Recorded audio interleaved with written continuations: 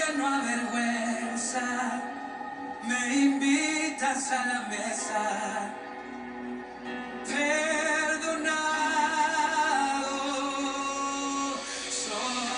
Hola, ¿qué tal? soy. ¿Cómo estás? Dios te bendiga en esta preciosa hora. El devocional de hoy se intitula El cristiano despierto.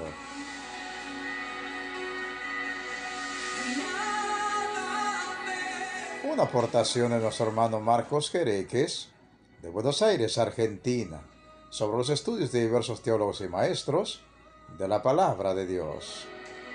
No se trata de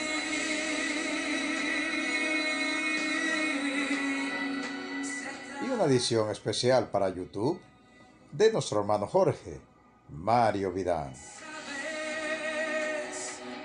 lo peor de mí, aún así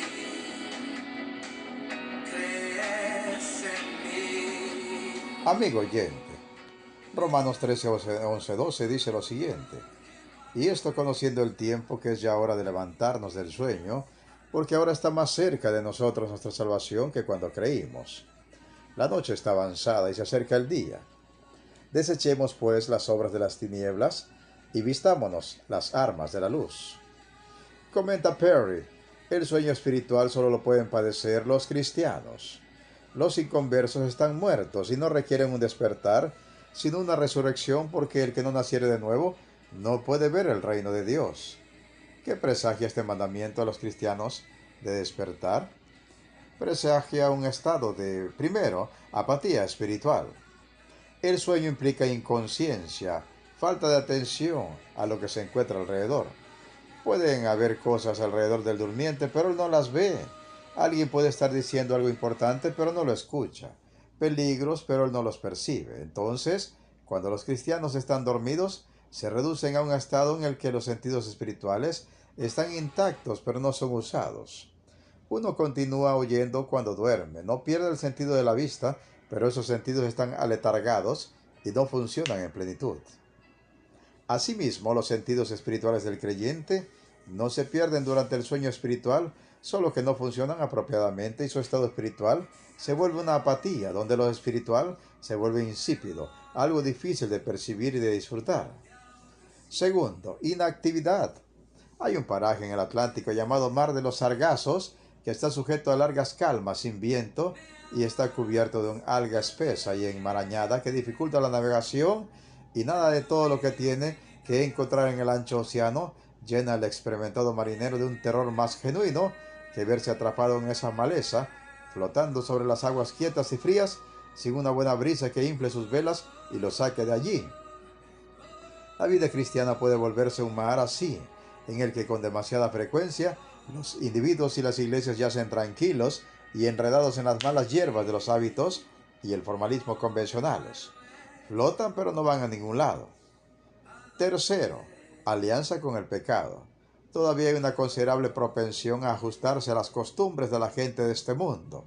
Los cristianos necesitan despertar de este sueño.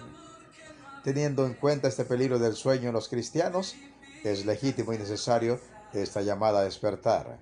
Ese estado de vigilia es una condición totalmente opuesta al sueño al que hace referencia.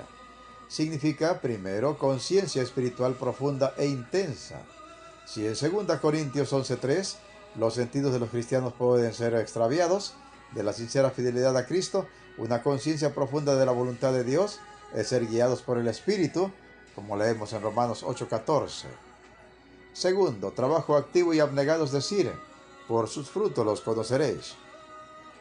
Un creyente activo dando abundancia de frutos espirituales es un cristiano despierto, consciente de la hora en que vive. Tercero, la mortificación de la carne y una protesta clara e inconfundible contra los malos caminos del mundo. Un cristiano despierto no participa de las obras infructuosas de las tinieblas, sino que más bien las reprende, como dice Pablo en Efesios 5:11. Las razones de la vigilia cristiana opuesta al sueño de los cristianos dormidos son las siguientes. Primero, la naturaleza de la profesión cristiana: vistámonos las armas de la luz. Aquí el cristiano se nos presenta como un soldado. Uno de los deberes de su vida, por tanto, es luchar. Un soldado somnoliento es una contradicción. De este símbolo se sigue, entonces, que el cristiano no debe estar dormido.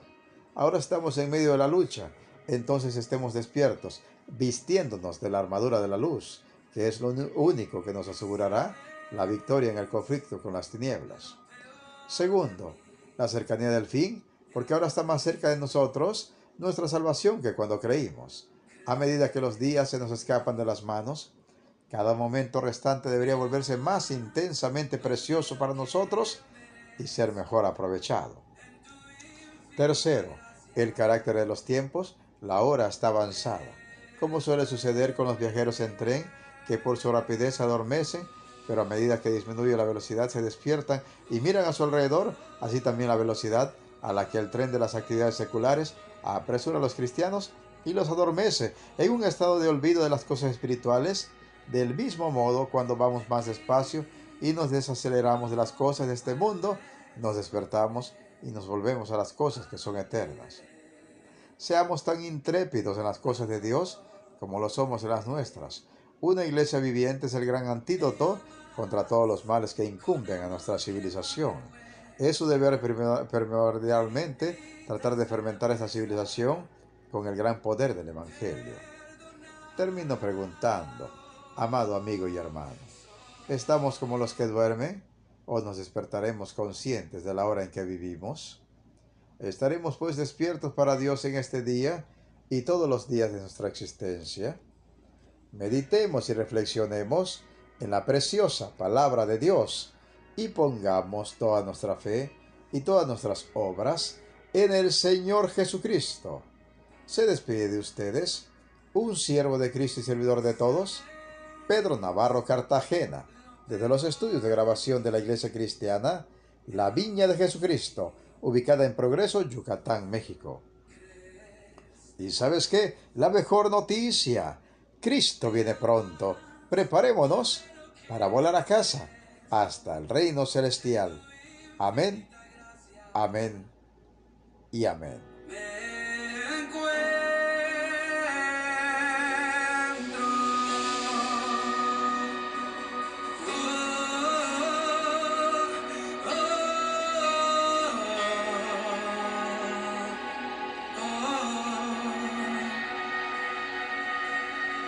de ti, no me puedo esconder.